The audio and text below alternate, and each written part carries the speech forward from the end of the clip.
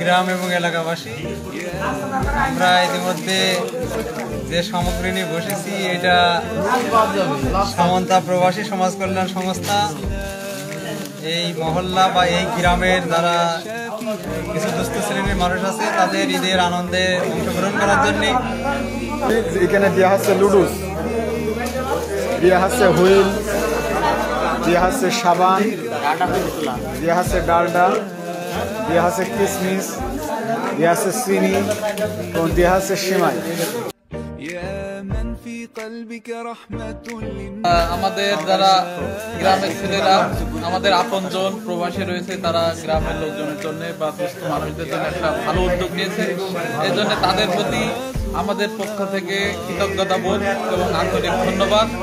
এই ধরনের ভালো ভালো উদ্যোগ নিয়ে সমাজের মানুষের জন্য কিছু করবে এই আশাবাদ ব্যক্ত রেখে সবাইকে ধন্যবাদ দিয়েছি।